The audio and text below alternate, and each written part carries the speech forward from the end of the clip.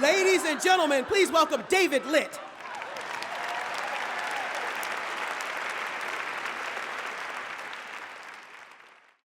In 2008, I was one of those young people who became obsessed with Barack Obama.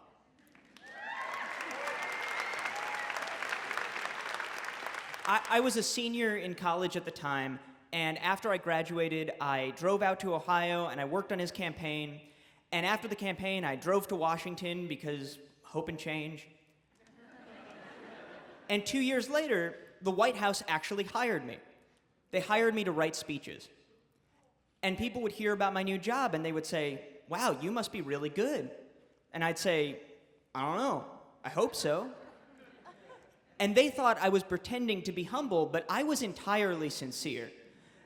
It's not that I didn't think I had any talent whatsoever.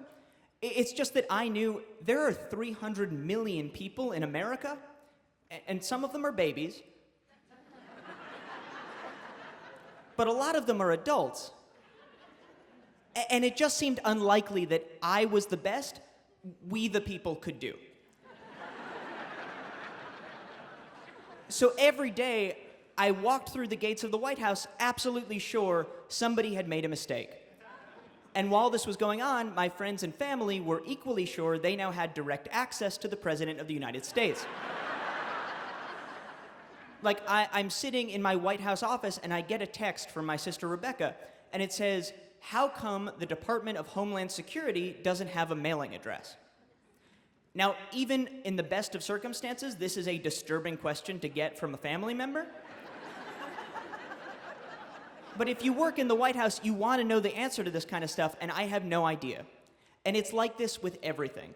I mean, suddenly everyone has a law that only I can get through Congress. Everybody has something wrong with Obamacare that I need to know about. Mostly, everybody has the same question. They all want to know, have you met him yet? Have you met Obama yet? And I say, no, I haven't met him yet, and I get this look. And it's a look I soon learn means you may be 24 years old and working at the White House, but you're still a disappointment to your family and friends. And I have to say, I totally get it. I mean, everybody thinks that the White House is either like the TV show The West Wing, where everyone's hanging out with the president, or it's like the TV show Scandal, where everyone's having sex with the president. But if you're looking for a Hollywood analogy, the White House is like the Death Star. What I mean by that is just that there's thousands of people, they run around the hallways, they're all just trying to make sure their little bit of their job works well. And just because Darth Vader is the public face of the organization, it doesn't mean that every stormtrooper gets personal one-on-one time. So I try to explain this whole Death Star thing, and it doesn't work. I still get that disappointed look. And frankly, nobody's more disappointed than I am.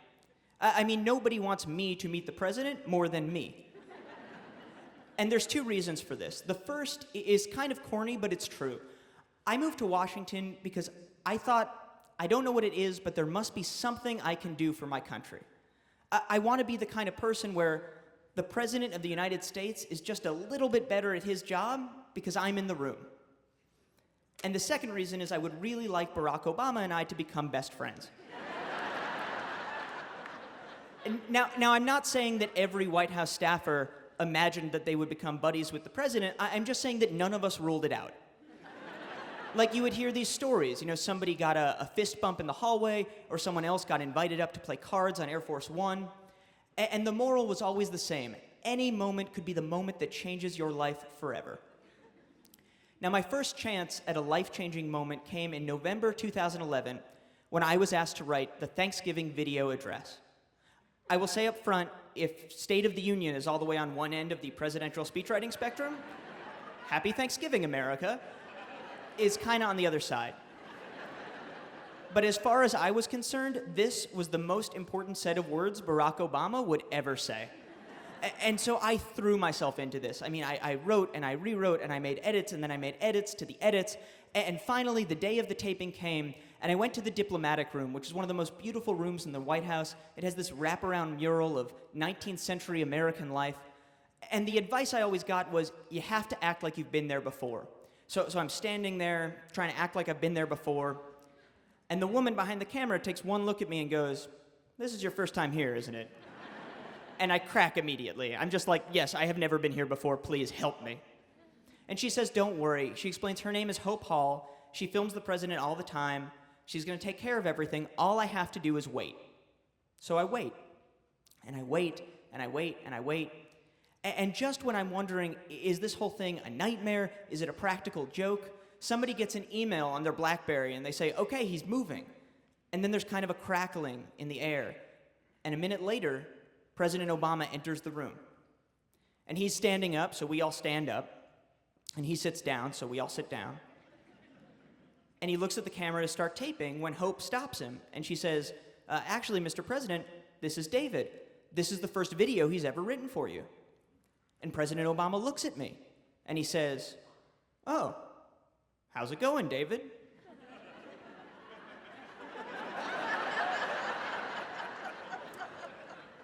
I had exactly one thought in that moment. I did not realize we were going to have to answer questions. And I have literally no idea what I said after that. I mean, I actually blacked out. Like, I went home for Thanksgiving, and my family was like, so, have you met him yet? And I was like, yeah. And they were like, what did he say? And I was like, how's it going? And they were like, what did you say? And I was like, I don't know, I blacked out. And I get that disappointed look. And I can't blame anybody, because if I'm going to be the kind of person who makes the president a little bit better at his job when I'm in the room, I am going to have to deal with questions more complicated than how's it going? And at the moment, there's no indication that I can do it. But I make a promise to myself. I say, if I ever get another shot at a life-changing moment, I am not going to let myself down. And I didn't know if it would ever happen for me, but in fact, it happened just a couple weeks later. I was sitting in my office, I got a phone call from the chief speechwriter at the time, a guy named Jon Favreau, and he called me up and he said, Betty White is turning 90 years old. And NBC is doing this special where different famous people wish her a happy birthday in these 30-second skits. And you're pretty funny, and no one else wants to do it. Want to give it a shot? And I said, absolutely. And again, I understand State of the Union is over here, and Happy Birthday Betty White is over there. But this was my Gettysburg Address. And so we had 1 week to make it perfect. We started off, John and I came up with a joke for the president. We were going to have him fill out a birthday card, and then while he was filling it out, you would hear his voice on a voiceover say, Dear Betty, you're so young and full of life. I can't believe you're turning 90. In fact, I don't believe it. Please send a copy of your long-form birth certificate to 1600 Pennsylvania Avenue, Washington, D.C. So we feel good about the joke, but we still need a birthday card. So one day that week, I go to CVS near the White House. It's a half block away. I grab a birthday card that I think is going to be pretty good. And then right when I'm about to leave, I realize we don't actually need one birthday card. We need two identical birthday cards. Because we have two different camera angles, we don't want anyone to know that the president has already written his birthday greeting. And I think, yes, this is how White House staffers are supposed to feel. I mean, I've saved the day. And so I walk back to that Hallmark rack, and I get an identical card, and I ring it up, and I go back to my office, and I'm feeling really good. And then the last thing we need some way to end the video. And so what I come up with is we're going to have the president put in headphones, and then he'll listen to the theme song from The Golden Girls, which is Betty White's most popular show. So I find the perfect pair of headphones. They go over the ear. They'll look great on camera. And I listen to the Golden Girls theme song on repeat just to get in the mood. And then finally, on Friday, I get the call. Come on over. Now, here's what they don't tell you about having a meeting in the Oval Office. When you have a meeting in the Oval Office, you do not just walk into the Oval Office. The first thing you do, you wait in this kind of windowless chamber. It's a little like a doctor's office, except instead of last year's Marie Claire magazine, they have priceless pieces of American art. And instead of a receptionist, they have a man with a gun who, in a worst-case scenario, is legally obligated to kill you. It turns out this little room is the perfect place to second-guess every life choice you have ever made. And so I'm sitting there with Hope Hall, the videographer, and I'm just thinking, do I remember how to explain the joke? Are both of the birthday cards in there? I check my pants pocket. Are the headphones still there? Are the headphones still there? Are the headphones still there? I'm on the verge of a nervous breakdown when finally one of the president's aides pokes her head out and says, "Okay, he's ready for you. Go on in." To my credit, the first time I entered the Oval Office, I do not black out. I can remember this very clearly. Right in front of me, I can see a painting of the Statue of Liberty that was done by Norman Rockwell that someone has told me is valued at $12 million. And behind me, out of the corner of my eye, I can see the Emancipation Proclamation. Not a photocopy of the Emancipation Proclamation, the Emancipation Proclamation. And I can feel the message that this document is sending through the room. And that message is, "I'm here because I freed the slaves. What are you doing here?"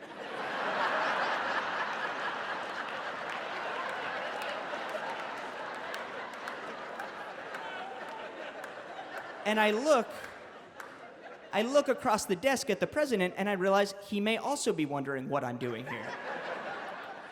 But I feel great. I mean, I've spent an entire week just practicing how to explain this one joke to the president. So I step up, I look at him, and I open my mouth, and what comes out is like I'm trying to ask for directions, but in Spanish. Like the nouns and the verbs are there, but there's nothing in between them. I just say, "Betty White, video, NBC, very funny, everybody laughs, está bien?" And the president gives me kind of a confused look. And Hope, the videographer, jumps in and explains everything and rescues me.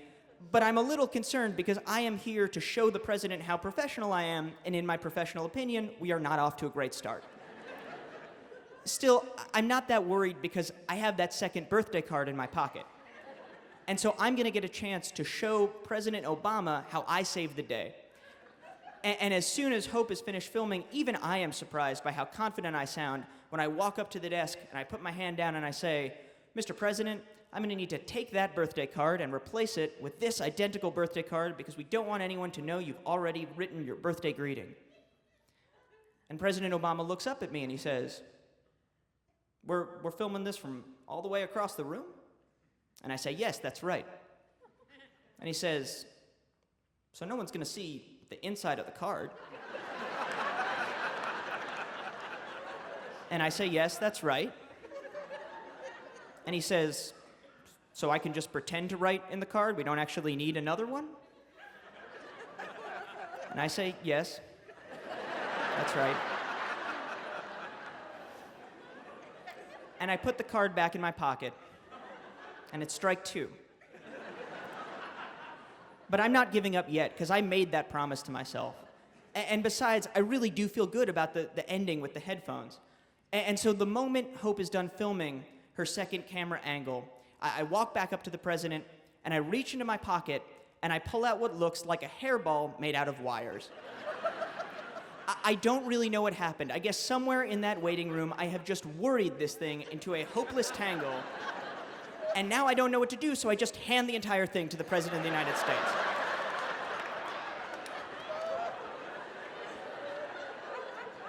Now, if you work in the White House, you will hear the phrase, "There is no commodity on earth more valuable than a president's time." Which I always thought was a cliche until I watched Barack Obama untangle headphones for 30 seconds while looking directly at me.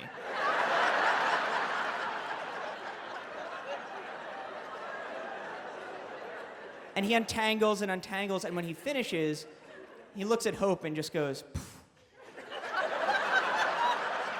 Shoddy advance work." And he does it in this way that lets you know that A, he's only joking, and B, he is not even a tiny bit joking. And I'll tell you, my heart just sinks. I mean, this was my third chance to make a second first impression on the president. And I let myself down. And all I want to do is get out of there. And President Obama says something like, "Well, would it be funnier if I bob my head in time to the music?" And I say, "Yeah, that would be funnier." But my heart isn't in it. I mean, I know I don't belong there. And the president looks into the camera to tape this final scene, and then suddenly he stops. And he says, well, wait a second. If I'm going to bob my head in time to the music, I need to know how the music goes. Does anyone here know the Golden Girls theme song? And President Obama looks at Hope, and Hope doesn't say anything. So I look at Hope, and Hope doesn't say anything. So President Obama looks at me. And suddenly, I know exactly what I can do for my country.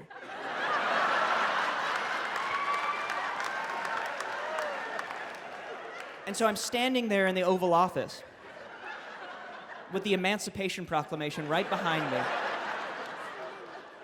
And I look our commander-in-chief in the eye, and I say, bum, bum, bum, bum, thank you for being a friend. Bum, bum, bum, bum, bum, bum, bum, bum. Travel down the road and back again. Something, something, you're a pal and a confidant. Bum, bum, bum, bum. But he looks kind of amused, so I keep going. I'm like, and if you threw a party, invited everyone you knew. And that's when he gives me a look that's like, okay, president's time? But it works. President Obama bobs his head in time to the music, and Betty White gets her card, and NBC gets their special. And I leave the Oval Office that day with my head held high, knowing that the President of the United States was just a tiny bit better at his job because I was in the room. And people still ask me after that. They still say, have you met him yet? Have you met Obama yet? And I can finally say, yeah, actually I have.